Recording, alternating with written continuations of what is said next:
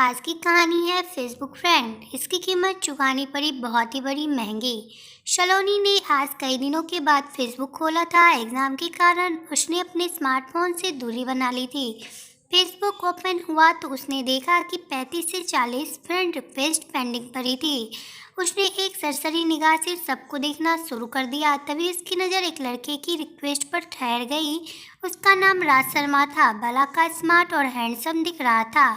उसके डीपी में सलोनी ने जिज्ञासा बस उसके बारे में पता करने के लिए उसकी प्रोफाइल खोलकर देखी तो वहाँ पर उसने एक से बढ़कर एक रोमांटिक शेरो शायरी और कविताएं पोस्ट की हुई थी।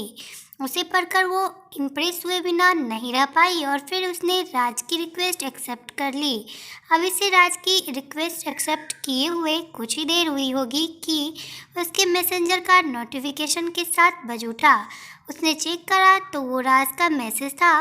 उसने उसे खोलकर देखा तो उसमें राज ने लिखा था, थैंक यू वेरी मच। वो समझ तो गई थी कि वो क्यों थैंक यू कह रहा है, फिर भी उसने मज़े लेने के लिए उसने रिप्लाई करा, थैंक यू किस लिए। उधर से तुरंत जवाब आया, मेरी रिक्वेस्ट एक्सेप्ट करने के लिए। सलोनी ने कोई जवाब नहीं दिया, बस एक स्माइली वाला स्टिकर पोस्ट कर दिया और फिर मैसेंजर बंद कर दिया। वो नहीं चाहती थी कि एक ही दिन में किसी अनजान से ज़्यादा खुल जाए और फिर वो घर के कामों में व्यस्त हो गई। अगले दिन उसने अपना फेसबुक खोला तो उसे राज के मैसेज नज़र आए। राज ने उसे कई रोमांटिक कविताएं भेज रखी थी।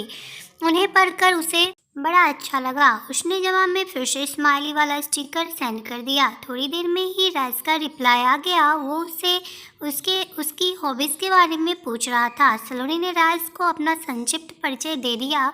उसका परिचय जाने के बाद राज ने भी उसे अपने बारे में बताया कि वो एमबीए कर रहा है और जल्द ही उसकी जॉब लग जाएगी और फिर इस तरह से दोनों के बीच चैटिंग का सिलसिला चल निकला। सलोनी की राज से दोस्ती हुए अब तक 1.5 महीना हो चुका था। सलोनी को अब उसके मैसेज का इंतजार रहने लगा था।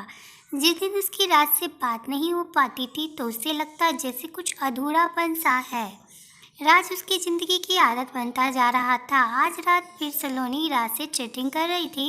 इधर उधर की बात होने के बाद राज ने सलोनी से कहा, यार हम कब तक यूं ही सिर्फ फेसबुक पर बातें करते रहेंगे। यार मैं तुमसे मिलना चाहता हूँ। प्लीज़ कल मिलने का प्रोग्राम बनाओ ना। सलोनी खुद भी उससे मिलना चाहती थी और एक तरह से उसने उसके दिल की ही बात कह दी थी, लेकिन पता नहीं क्यों वो उससे मिलने से डर रही थी। शायद अनजान होने का डर था। वो सलोनी ने यही बात राज से कह दी। अरे यार, इसलिए तो कह रहा हूँ कि हमें मिलना चाहिए। जब हम मिलेंगे तभी तो एक दूसरे को जानेंगे। राज ने उसे समझाते हुए मिलने की जिद की। अच्छा ठीक है, बोलो कहाँ मिलना है, लेकिन मैं ज़्यादा देर नहीं रुकूंगी वहाँ। सलोनी ने बड़ी मुश्किल से उसे हाँ की। ठीक है, तुम जितनी देर रुकना चाहो रुक जाना, राज ने अपनी खुशी छिपाते हुए उसे कहा और फिर वो सलोनी को उस जगह के बारे में बताने लगा जहाँ उसे आना था। अगले दिन शाम को 6 बजे शहर के कोने में एक सुनसान जगह पर एक पार्क, जहाँ पर सिर्फ प्रेमी जोड़ा ही जाना पसंद करते थे। शायद एकांत के कारण राज ने सलोनी को वहीं पर बुलाया था। थोड़ी देर बाद ही सलोनी वहां पहुंच गई। राज उसे पार्क के बाहर गेट के पास अपनी कार से पीठ लगा के खड़ा हुआ नजर आ गया। पहली बार उसे सामने देखकर वो उसे बस देखती ही रह गई। वो अपनी फोटोज से ज़्यादा स्मार्ट और हैंडसम था।